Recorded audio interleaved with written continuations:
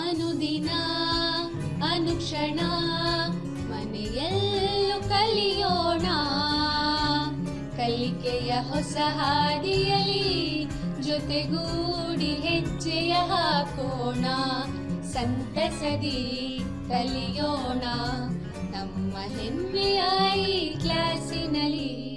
Yes, sir. Yes, teacher. Present, ma'am.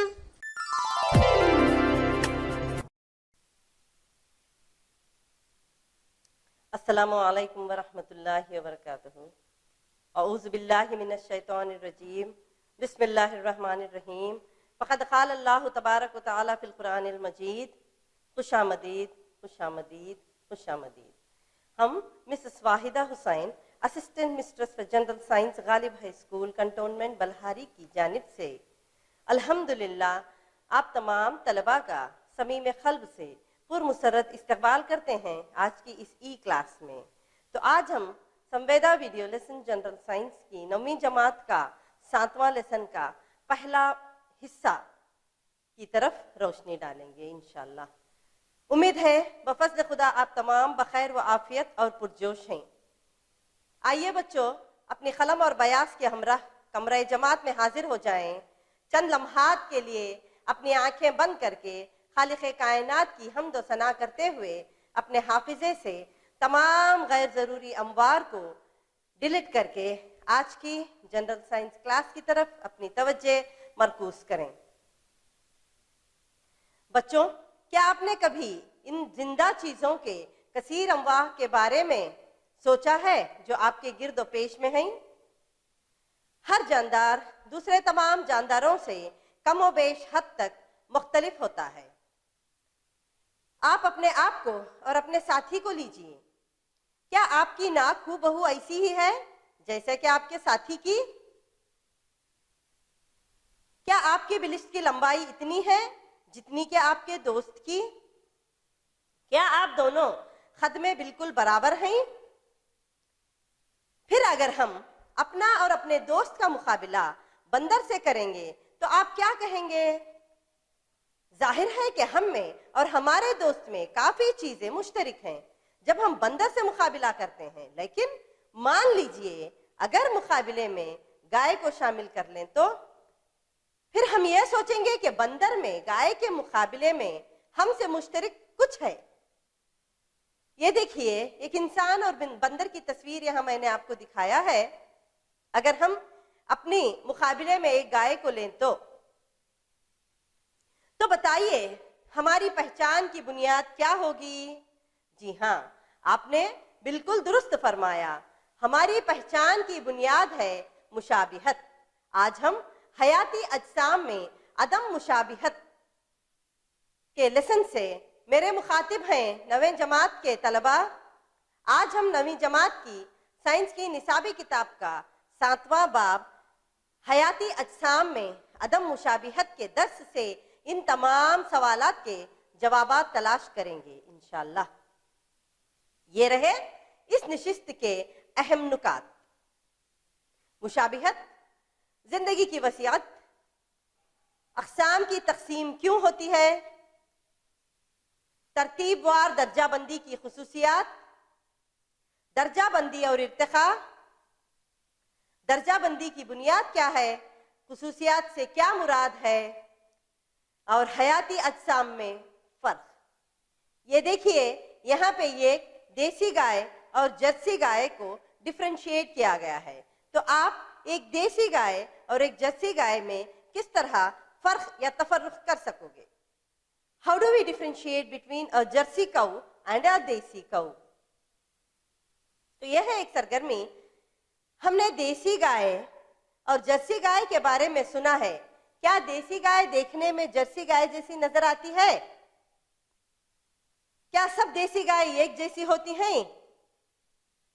ये देखिए, क्या हम देसी गाय के रेवड़ में जर्सी गाय की पहचान कर सकते हैं जो एक दूसरे से बिल्कुल मिलती जुलती नहीं होती हैं? देखिए, यहाँ पे देसी गाय और एक जर्सी गाय की तस्वीर जो दिखाई दी गई है, बिल्कुल आप बड़ी आसानी से इसका तफर्रुक़ कर सकते हैं। इस सरगर्मी में हमें यह तय करना है कि मतलूबा जमात بنانے کے لیے کون سی خصوصیات زیادہ اہم ہیں؟ یہاں ہم یہ بھی دیکھتے ہیں کہ کون سی خصوصیات کو نظر انداز کیا جا سکتا ہے۔ اب ذرا زندہ چیزوں کی ان تمام مختلف قسموں کے بارے میں سوچئے جو ہمارے اس روئے زمین پہ پائی جاتی ہیں۔ یہ دیکھیے کئی جانداروں کے اقسام، کئی اس میں زمین پہ رہتے ہیں، کئی پانی میں رہتے ہیں، کئی ہوا میں اڑتے ہیں، اور کئی زمین اور پانی میں دونوں میں رہنے کی مدافعت رکھتے ہیں۔ ایک طرف ہمارے پاس خردبینی بیکٹیریا ہیں جن کی جسامت چند مائکرو میٹر ہوتی ہے، جبکہ دوسری طرف لمبائی کے پیمانے میں تقریباً 30 میٹر سے لمبی بلو ویل ہے، جیسا کہ آپ اس تصویر میں دیکھ سکتے ہیں۔ یہاں پر تقریباً 100 میٹر لمبے ریڈار درخت کیلیفورنیا کے ہیں جو ہزاروں سال تک زندہ رہ سکتے ہیں، جبکہ کچھ کیڑے جیسے کہ مچھر جو کچھ ہی دنوں میں مر جاتے ہیں۔ زندگی کی وسعت بے رنگ و شفاف کیچوں سے لے کر کئی رنگین چڑیوں اور پھولوں تک ہوتی ہے۔ یہ دیکھیے کئی رنگین چڑیاں ہیں جو اس تصویر میں آپ دیکھ سکتے ہیں۔ تو مشابہت کیا ہے؟ ہمارے اطراف حیران کر دینے والی زندگی کی ان اقسام کا ارتقاء لاکھوں سالوں میں ہوا، تاہم ہمارے پاس اس وقت کے ایک چھوٹے سے حصے میں بہت زیادہ وقت نہیں ہے کہ ہم ان تمام حیاتی اجسام کو سمجھنے کی کوشش کر سکیں، لہٰذا ہمیں فرداً ان کا مطالعہ نہیں کر سکتے۔ اس کے برعکس ہم اجسام میں مشابہت تلاش کرتے ہیں جو انہی مختلف جماعتوں میں رکھنے میں مدد کرتے ہیں تاکہ ہم جماعتوں یا گروہوں کا اکائی کے طور پر مطالعہ کر سکیں۔ خصوصیات۔ حیاتی اجسام کے مطالعے سے موزوں گروپ بنانے کے لیے ہمیں یہ طے کرنے کی ضرورت ہوتی ہے کہ کون سی خصوصیات ان اقسام میں بنیادی اختلافات طے کرے گی۔ اس سے اجسام کی بنیادی اہم گروپ واضح ہو جائیں گی۔ ان جماعتوں کے اندر ذیلی جماعتیں گروپ کم اہم خصوصیات کے ذریعے طے ہوں گی۔ تو پھر یہ سوال پیدا ہوتا ہے کہ ہم اقسام کی تقسیم کیوں کرتے ہیں؟ کیونکہ اس روئے زمین پہ جانداروں کی اتنی قسمیں ہیں کہ ہم ان کا الگ الگ مطالعہ کرنا مشکل ہی نہیں بلکہ ناممکن ہے۔ اسی لیے ان کے موضوع گروپ بنا کر ان کے مطالعے میں آسانی کے لیے ہم اجسام کو تقسیم کر سکتے ہیں۔ اچھا، اگر ہم آپ سے کہیں گے کہ آپ کے گرد و پیش میں آپ جو حیاتی اجسام دیکھتے ہیں ان میں فرق کے اعتبار سے 3 مثالیں دیجئے۔ جاندار اجسام میں یہ ایک دوسرے سے مختلف ہوتے ہیں، جیسے بیکٹیریا جو جسامت میں کئی مائکرو میٹر ہوتے ہیں، تو دوسری طرف بلو ویل جو جسامت میں 30 میٹر سے بھی زائد لمبی ہوتی ہے۔ جاندار رنگ کے اعتبار سے ایک دوسرے سے مختلف ہوتے ہیں، جیسے کیچوے جو بے رنگ اور شفاف ہوتے ہیں، جبکہ تتلیاں اور پرندے رنگ برنگے ہوتے ہیں۔ درجہ بندی کی بنیاد کیا ہے؟ What is the basis of classification؟ زمانہ قدیم سے جاندار چیزوں کی مختلف درجات میں درجہ بندی کی کوششیں کی جا رہی ہیں۔ یونانی عالم جس کا نام ارسطو تھا، اس نے جانداروں کو ان کی خشکی، پانی، ہوا میں رہنے کی بنیاد پہ تقسیم کیا تھا۔ تو درجہ بندی کی بنیاد کیا ہوگی؟ یہ زندگی کو دیکھنے کا بہت آسان طریقہ تھا لیکن گمراہ کن بھی تھا۔ مثال کے طور پر جو جانور سمندر میں رہتے تھے ان میں گورل یا ویل، آکٹوپس، سٹار فش اور شارک آتے ہیں۔ دیکھیے حقیقت میں یہ جو پکچر میں دکھایا گیا ہے صرف ان کے رہنے کا مقام ہی مشترک ہے۔ تو یہاں پر ہمیں یہ طے کرنے کی ضرورت ہے کہ کون سی خصوصیات کی وسیع تقسیم کے لیے بنیاد بنایا جائے۔ اس کے بعد ہمیں اس تقسیم کے ذیلی درجات بنانے کے لیے خصوصیات کی اگلی جماعت کو چننا ہوگا۔ تقسیم کرنے کا یہ عمل ہر درجے میں نئی خصوصیات استعمال کر کے جاری رہ سکتا ہے۔ آئیے آگے بڑھنے سے پہلے یہ جاننے کی کوشش کرتے ہیں کہ خصوصیات سے کیا مراد ہے۔ سب سے پہلے ضرورت یہ ہوتی ہے کہ ہم اجسام میں کم سے کم اتنی مشابہت ہو کہ وہ ایک دوسرے کے ساتھ رکھے جا سکیں. یہ طریقے دراصل ان کی ظاہری شکل و صورت یا برتاؤ یا بلفظ دیگر ان کی حیت اور کام کرنے کے ہوتے ہیں. تو خصوصیت کا مطلب ہے کسی خصوصیت سے مراد کوئی حیت یا کام ہوتی ہے کہ ہم میں سے زیادہ تر کے ہر ہاتھ میں 5 انگلیاں ہوتے ہیں. یہ خصوصیت ہے. ہم دوڑ سکتے ہیں لیکن برگد کا پیڑ دوڑ نہیں سکتا. یہ بھی یہ خصوصیت ہے. دیکھیے یہاں انسان دوڑ رہا ہے مگر برگد کا پیڑ دوڑ نہیں سکتا. یہ اہم خصوصیات ہم ڈفرینشیٹ کر سکتے ہیں. اب یہ سمجھنے کے لیے کہ کس طرح کچھ خصوصیات کے لیے یہ طے کیا جاتا ہے کہ دوسری خصوصیات کے مقابلے میں زیادہ بنیادی ہیں، آئیے ہم یہ جانتے ہیں کہ پتھر کی دیوار کس طرح بنتی ہے. جو پتھر دیوار بنانے میں استعمال کیے جاتے ہیں وہ مختلف قسم کے ہوتے ہیں، وہ مختلف شکل و جسامت کے ہوتے ہیں. جو پتھر دیوار کے اوپر ہوں گے وہ اپنے نیچے آنے والے پتھروں پہ کس طرح اثر ڈالیں گے. سب سے نچلی سطح کے پتھر ان خصوصیات کی طرح ہیں جو زندہ اجسام کی وسیع ترین تقسیم کو طے کرتی ہیں. یہ اجسام کے کام اور حیت پر اپنے اثرات میں کسی دوسری خصوصیت کی غیر پابند ہوں گی. اگلی سطح کی خصوصیات یہ طے کرے گی کہ دیوار کس طرح بنتی ہے. یہاں پہ آپ کو بتایا گیا ہے کہ نیچے کے پتھر کس طرح اوپر آنے والے پتھروں کو اپنی جسامت کے حساب سے تشکیل دے سکتے ہیں. یہ ترتیب وار درجہ بندی بنانے کے لیے استعمال ہونے والی ایسی خصوصیات کی مثالیں یہ ہیں. وہ اجسام جن میں بہت واضح مرکزہ یا دیگر عضوے نہیں ہوتے انہیں اپنے بایو کیمیکل راستے بالکل مختلف طریقے سے منتظم کرنے کی ضرورت ہوتی ہے. اس کے اثر خلیے کے ڈیزائن کے ہر پہلو پر پڑے گا. مرکزے والا خلیے میں یہ صلاحیت ہوتی ہے کہ وہ کثیر حیاتیاتی اجسام کی شکل میں حصہ لیں کیونکہ وہ مخصوص کام کر سکتے ہیں. لہذا یہ درجہ بندی کی بنیادی خصوصیت ہے. یہاں پہ دیکھیے ایک چھوٹا سا زندہ خلیہ جسے ہم امیبا کہتے ہیں.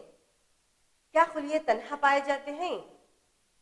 کیا وہ ایک ساتھ گروپ میں بنتے ہیں؟ اور کیا وہ غیر منتخب گروپ کی طرح رہتے ہیں؟ خلیے جو مل کر ایک اکائی جسم بناتے ہیں وہ کام کی تقسیم کا اصول استعمال کرتے ہیں.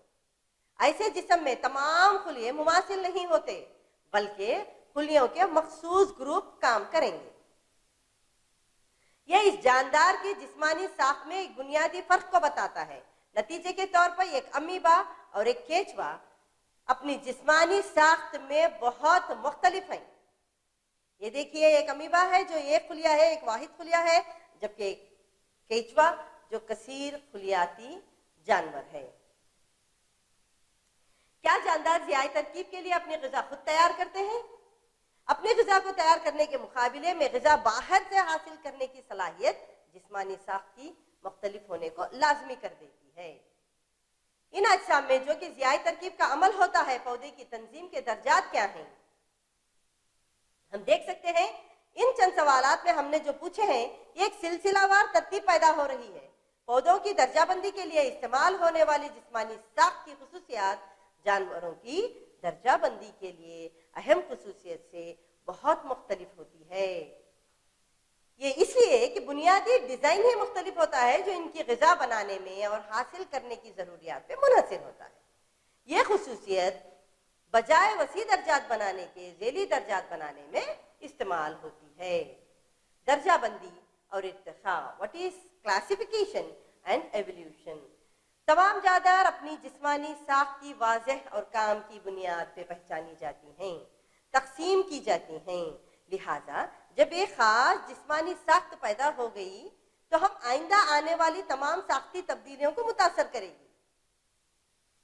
یعنی وہ خصوصیات جو ابتدا میں پیدا ہوتی ہے ان کے مقابلے میں زیادہ بنیادی ہوتی ہے جو بعد میں نمودار ہوتی ہیں. تو ارتقاء کیا ہے؟ جاندار چیزوں کی جتنی اقسام ہم دیکھ سکتے ہیں اور جسمانی ساخت میں اجتماعی تبدیلیوں کے سبب پیدا ہوئی ہیں جنہوں نے ان اقسام کو جن میں وہ پائی جاتی ہیں بہتر طریقے پر زندگی قائم رکھنے میں مدد کرتی ہیں. چارلز ڈارون نے ارتقاء کے تصور کو سب سے پہلے 1859 میں اپنی کتاب دا اوریجن آف اسپیشیز میں بیان کیا۔ یہ ہے تصویر چارلس ڈارون کی، اور یہ ہے وہ کتاب دا اوریجن آف اسپیشیز جس کو چارلس ڈارون نے سب سے پہلے انعقاد کیا۔ تو یہ ہے پریمیٹیو اور ایڈوانس اجسام۔ جب ہم ارتقاء کا تصور کرتے ہیں اور درجہ بندی سے جوڑتے ہیں تو ہمیں جانداروں کے ایسے گروپ ملتے ہیں جس کی جسمانی ساخت قدیم ہے، یعنی ایسے جاندار جن کو پریمیٹیو یا ابتدائی نچلے درجے کے اجسام کہتے ہیں، جبکہ دوسرے درجے کے اجسام ترقی یافتہ یا ایڈوانس یا اعلیٰ درجے کے اجسام کہلاتے ہیں۔ یہاں آپ کو پروکیریوٹس اور یوکیریوٹس کے فرق سے میں نے بتانے کی کوشش کی ہے۔ تو یہ ہے چند ابتدائی اور چند ترقی یافتہ اجسام۔ آئیے بچوں، اب ہم محاسبے کی طرف بڑھتے ہیں۔ اب تک آج کی ساعت میں ہم نے جو سبق سیکھا ہے، اس موضوع سے چند سوالات اور جوابات پر گفتگو کریں گے انشاءاللہ۔ تو سب سے پہلے آپ کے خیال میں اجسام کی تقسیم کے لیے کون سی خصوصیات زیادہ بنیادی ہیں؟ کیا وہ مقام جہاں وہ رہتے ہیں، یا خلیات کی وہ قسم جس سے مل کر وہ بنتے ہیں؟ اور کیوں؟ جی ہاں، خلیات کی وہ قسم جس سے وہ مل کر بنتے ہیں۔ کیوں؟ کیونکہ خلیات کی تقسیم کی بنیاد پر ہم جانداروں کی درجہ بندی پروکیریوٹس اور یوکیریوٹس میں کر سکتے ہیں۔ کیونکہ مقام کے لحاظ سے جانداروں کی درجہ بندی مناسب نہیں، وہ اس لیے کہ کسی مقام پر مختلف جسمانی ساخت کے جاندار رہتے ہیں جنہیں یہ گروپ میں شامل کرنا مناسب نہیں۔ مثال کے طور پہ ویل لے لیجئے، یا آکٹوپس یا اسٹار فش، جو ایک دوسرے سے بہت مختلف ہیں۔ میں نے جیسا کہ پہلے آپ کو بتایا تھا کہ صرف ان کے رہنے کا مقام ہی مشابہ ہے، بقیہ ان کا جسامت بالکل ایک دوسرے سے مختلف ہیں۔ تو دوسرا سوال آتا ہے، وہ ابتدائی خصوصیات کون سی ہیں جن پر اجسام کی پہلی تقسیم کی گئی؟ جی ہاں، ابتدائی خصوصیات جس پر اجسام کی درجہ بندی یا تقسیم کی گئی وہ ہے خلیات کی نوعیت۔ خلیے کی خاصیت کی بنا پر جانداروں کی درجہ بندی دو طرح کے جانداروں میں کی گئی ہے، ایک پروکیریوٹس اور دوسرا یوکیریوٹس، جیسے کہ میں نے ابھی پہلے آپ کو ایک پکچر کے ذریعے اور ان کا ڈیفینیشن دے کے بتایا ہے۔ تیسرا سوال آتا ہے، کس بنا پر پودوں اور جانوروں کو مختلف درجات میں رکھا جاتا ہے؟ جی ہاں، درج ذیل خصوصیات کی بنیاد پر پودوں اور جانوروں کو مختلف درجات میں رکھا جاتا ہے۔ سب سے پہلے آتا ہے پودوں کے خلیات میں خلوی دیوار اور کلوروپلاسٹ ہوتا ہے۔ آئی ریپیٹ، میں پھر دہرا رہی ہوں کہ پودوں کے خلیات میں خلوی دیوار اور کلوروپلاسٹ ہوتا ہے، جو کہ جانوروں کے خلیات میں بالکل بھی نہیں ہوتے۔ پودے ضیائی ترکیب کے ذریعے اپنی غذا خود تیار کرتے ہیں، یعنی پودے بائی دا پروسیس آف فوٹوسنتھسس اپنی غذا ضیائی ترکیب، جسے ہم انگلش میں فوٹوسنتھسس کہتے ہیں، پودے اپنی غذا خود تیار کرتے ہیں، جبکہ جانوروں میں ضیائی ترکیب نہیں ہوتی۔ جانور ایک جگہ سے دوسری جگہ حرکت کر سکتے ہیں، ہم تمام جانور باقاعدہ ایک جگہ سے دوسری جگہ حرکت کرتے ہیں، جبکہ پودے یہ کر نہیں سکتے۔ تو چوتھا سوال آتا ہے، کون سے ابتدائی جاندار کہلاتے ہیں اور وہ ترقی یافتہ کہلانے والے جانداروں سے کس طرح مختلف ہیں؟ جی ہاں، آپ نے بالکل درست فرمایا، نچلے درجے کے اجسام یا پہلے درجے کے اجسام کو ابتدائی اجسام کہا جاتا ہے۔ ان کی جسمانی ساخت سادہ ہوتی ہے، جبکہ دوسرے درجے کے جاندار کو اعلیٰ درجے کے اجسام کہا جاتا ہے، کیونکہ ان کی جسمانی ساخت بہت پیچیدہ ہوتی ہے۔ پچھلے درجے کے جاندار یعنی جو ابتدا میں جو عروج میں آئے تھے انہیں ہم ابتدائی جاندار کہتے ہیں، جن کی جسامت بہت سادہ تھی، جیسے کہ ایک امیبا کو لے لیجئے، یا ہائیڈرا لے لیجئے، یا پیرامیشیم لے لیجئے، یہ بہت سادہ جسمانی ساخت رکھنے والے جاندار ہیں۔ مگر جیسے جیسے ارتقاء کا عروج ہونے لگا، جیسے جیسے دوسرے جاندار ان کی جگہ لینے لگے، تو ان کی جسمانی ساخت بھی پیچیدہ ہوتی چلی گئی۔ ان کی جسمانی ساخت اتنی پیچیدہ ہے، آج اتنی پیچیدہ ہو چلی ہے کہ ان کا مطالعہ بہت گہرائی سے کرنا پڑتا ہے۔ تو پانچواں سوال آتا ہے، کیا ترقی یافتہ جاندار پیچیدہ جانداروں کی طرح ہی ہوتے ہیں؟ اور اگر ہاں تو کیوں؟ جی ہاں، ترقی یافتہ جاندار پیچیدہ جانداروں کی طرح ہی ہوتے ہیں کیونکہ ان کی جسمانی ساخت پیچیدہ ہوتی ہے۔ یہاں قلوی نظام نہیں ہوتا بلکہ خلیہ، نسیج، عضوی نظام ہوتا ہے۔ یعنی ترقی یافتہ جانداروں میں واحد خلوی جاندار میں صرف ایک خلیہ ہوا کرتا تھا، جبکہ جیسے جیسے ترقی یافتہ جاندار یا پیچیدہ جاندار آنے لگے تو ان کی جسمانی ساخت بھی پیچیدہ ہوتی چلی گئی، جیسے خلیے سے ہوتے ہوئے نسیج، نسیج سے ہوتے ہوئے عضو سے عضوی نظام سے پورا ڈھانچہ بنتا چلا گیا۔ جی ہاں، اس نشست کے اختتام سے قبل یہ رہے آپ طلباء کے لیے گھر پہ کام۔ بچوں، پودوں میں ضیائی ترکیب کے عمل کے متعلق مزید جانکاری حاصل کیجیے۔ یہ ایک ایسا ٹاپک ہے ضیائی ترکیب جو ہم نچلی جماعتوں سے پڑھتے آ رہے ہیں۔ ابھی میں نے آپ کو بتایا کہ جسے ہم انگلش میں فوٹو سنتھسس کہتے ہیں، تو پودے ضیائی ترکیب کے عمل کے ذریعے اپنی غذا خود تیار کیسے کرتے ہیں؟ جی ہاں، پودے ضیائی ترکیب کے ذریعے اپنے اندر موجود کلوروفیل کے ذریعے اور شمسی توانائی کا استعمال کرتے ہوئے پانی اور نمکیات جڑوں سے جذب کرتے ہوئے ضیائی ترکیب کے عمل سے اور کاربن ڈائی آکسائڈ جو فضا میں موجود ہوتی ہے اس کا استعمال کرتے ہوئے پودوں میں ضیائی ترکیب کا عمل کلوروفیل یا کلوروپلاسٹ میں جو کلوروفیل موجود ہوتا ہے، ان کے پودوں کے سبز حصوں میں جو کلوروفیل پایا جاتا ہے، جو کلوروپلاسٹ میں موجود ہوتا ہے، اس کی مدد سے فضا میں موجود کاربن ڈائی آکسائڈ کو جذب کرتے ہوئے جڑوں سے پانی اور نمکیات کو زائلم جو اوپر کی جانب لے جاتا ہے اس کا استعمال کرتے ہوئے کاربن ڈائی آکسائڈ جو فضا میں موجود ہوتی ہے، پانی، نمکیات، کاربن ڈائی آکسائڈ، شعاعی ترکیب، ان تمام کے استعمال سے پودے اپنی غذا خود تیار کرنے کے لائق ہوتے ہیں، اسی لیے انہیں خود کفیل کہا جاتا ہے۔ جانداروں میں انفرادی جسم کی نشو و نما پر روشنی ڈالی۔ جاندار اتنے سارے الگ الگ طرح کے جاندار ہیں اور ان کی انفرادی شخصیت الگ الگ ہوتی ہے۔ پودے ایک بنیادی اصول یعنی واحد خلوی جانور سے لیتے ہوئے آج ہمارے پاس طرح طرح کے کثیر خلیاتی اجسام موجود ہیں، تو کئی طرح کے جاندار ان کی انفرادی جسامت بالکل مختلف ہوتی ہے۔ تو اس پہ روشنی ڈالنے کی کوشش کیجئے کہ کس طرح جانداروں میں انفرادی جسم کی نشو و نما عمل میں آتی ہے۔ جیسا کہ میں نے بتایا، پودوں میں ضیائی ترکیب کا ایک عمل جو بہت اہمیت کا حامل ہے، اس کے بارے میں جانکاری حاصل کیجئے۔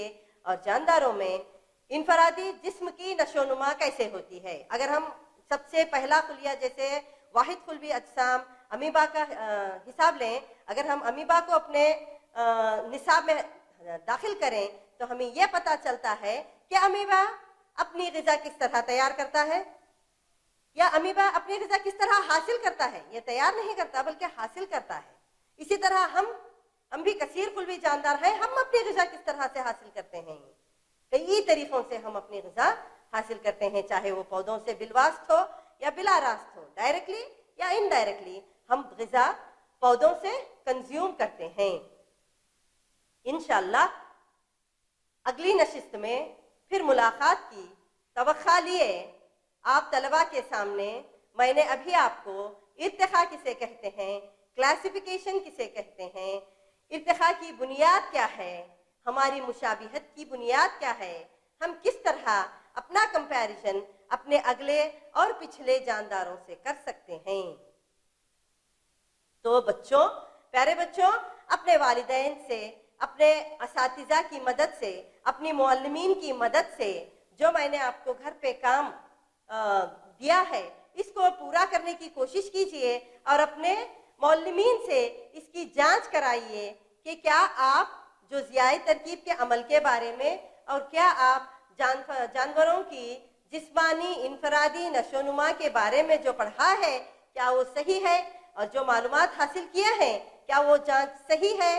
اس کی جانچ کرا کے اپنے معلمین سے باقاعدہ اس پہ دستخط لیجئے، اور انشاءاللہ آگے آنے والے کلاسز میں ابھی میرے کو 3 حصے اس کے لینے باقی ہیں، اس میں میں اور آپ کو مزید معلومات سے روشناس کراتی چلوں گی۔ انشاءاللہ اگلی نشست میں پھر ملاقات کی توقع لیے آپ کی دعاؤں کی طالب مسز واحدہ حسین اجازت چاہتے ہیں۔ شکریہ، مع السلام، جزاک اللہ خیرہ۔ السلام علیکم ورحمۃ اللہ وبرکاتہ۔ اللہ حافظ۔ اللہ آپ تمام کو خوش و آباد رکھے۔ ಅನುದಿನ ಅನುಕ್ಷಣ ಮನೆಯಲ್ಲೂ ಕಲಿಯೋಣ, ಕಲಿಕೆಯ ಹೊಸ ಹಾದಿಯಲಿ ಜೊತೆಗೂಡಿ ಹೆಜ್ಜೆಯ ಹಾಕೋಣ, ಸಂತಸದಿ ಕಲಿಯೋಣ ನಮ್ಮ ಹೆಮ್ಮೆಯ ಈ ಕ್ಲಾಸಿನಲ್ಲಿ। Yes, sir. Yes, teacher. Present, ma'am.